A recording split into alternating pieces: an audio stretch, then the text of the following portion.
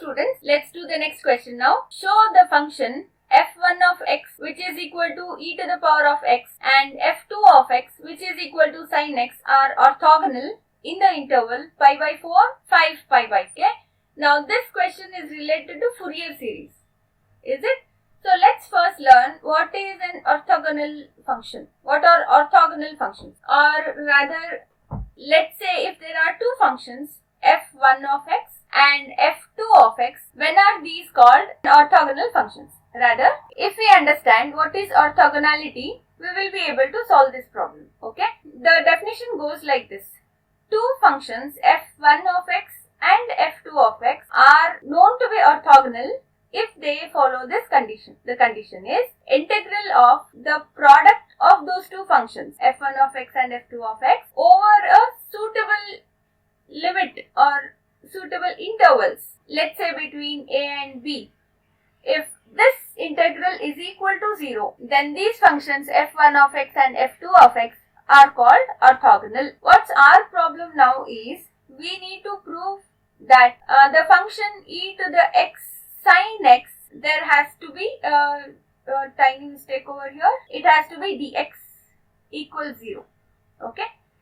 We have integral of e to the x sin x dx. We need to show that this is equal to 0 over an interval of pi by 4 to 5 pi by 4. If we can prove this, we have solved the problem. There are many things going into it. The first thing is there a way to find out if an integral over certain limits is equal to 0 automatically? Yes, there is. It's called as orthogonality of sine and cosine functions. Say for example, as in your textbook, I'll give you the same example. The first example is integral of cosine nx cosine mx dx over an interval of minus pi to pi is equal to 0 and integral of sine nx times sine mx dx over an interval of minus pi to pi is also equal to 0 given that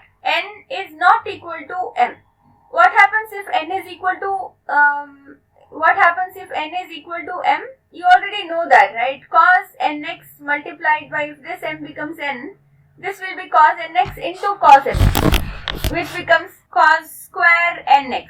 So what I mean to tell you is integral of cos square nx over the interval minus pi to pi is not equal to 0. Okay?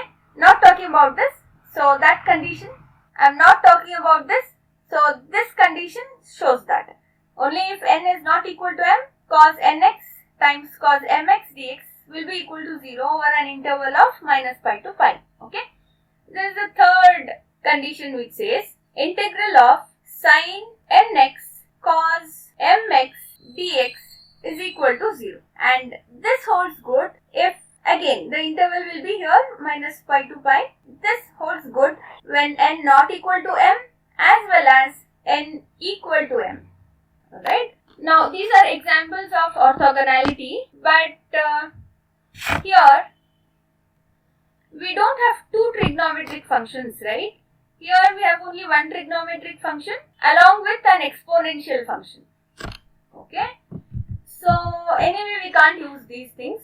That was only to give you an example of orthogonality of sine and cosine functions. Let's get rid of this.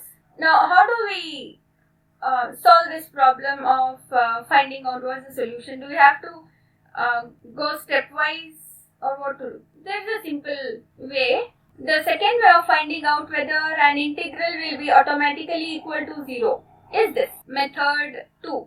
Okay, first method was if we have two functions and both functions are trigonometric functions, then we can say whether it is equal to 0 or not equal to 0, right? Now the second method is integral over the range of minus t to t of a function f of x dx becomes 0 when the function f of x is odd.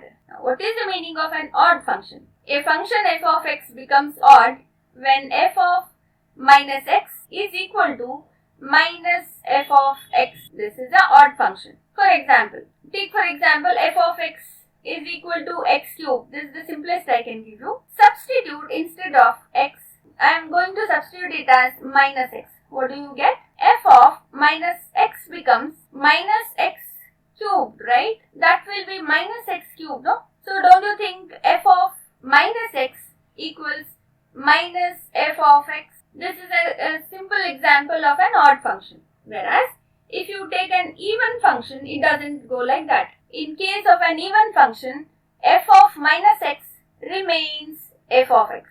This is an even function. For example, if you take f of x as x squared, f of minus x remains x squared, right? So f of minus x becomes f of x. Now, why am I telling you all this is because there are some shortcut methods which teach you whether any integral automatically becomes 0. Let's apply that method here. That is method 2 we will apply. Let's apply method 2 here. That is, we need to find out whether this function, that is e to the x sin x, it's also a function, right? Whether this is an odd function or an even function, we have to check. Since this function contains two terms, you have sin x, which you already know is an odd function. Why is it so? Because sin of minus x is minus sin x. And what about e to the power of x? This is neither an odd function nor an even function. Okay? Because e to the minus x cannot be equal to minus e to the power of x, so it is not odd. E to the power of minus x cannot be e to the power of x, so it is not even either. So, e to the power of x is a mixed function. In that case, if we have an odd function multiplied with an odd function, we get a even function. If we have two even functions, it remains even. If we have an odd function and an even function, then also it's an odd function. But we don't have any such functions here, right? The functions that we have are mixed, isn't it? E to the power of x is neither odd nor even, right? So we don't know. Even if you multiply e to the power of x with any function, we don't know what kind of function we get, whether it's an odd function or even. It's a mixed function actually. So we can't follow any of the shortcut methods. In that case, the next shortcut method that I'm going to teach you is the following. Before doing that, let's clean up some space. Students, just learn these two shortcut formulas. That will be very helpful for you. Okay? The formula is this. Integral of e to the power of ax sin bx dx equals what? I'll give you a memory aid by which you can remember this formula easily. The trick is e to the power of x, we need to write it as it is, divided by the squares of the coefficients of x, that is a and b, that is a square plus b square. This remains common everywhere, meaning be it sine here, be it cosine, whatever it is, this term has to be this. Okay? Now, you write a, you just write b. After a, whatever is here, you just go ahead and write that. Sin bx. With b, you write cos bx and close the bracket. Or should go in between.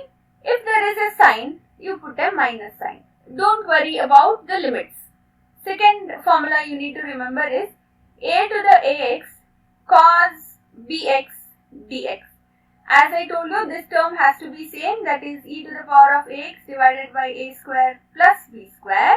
You write a and a b. If there is a cos, you write a cos bx here. Whatever is left out goes with b, that is sin bx, close the bracket.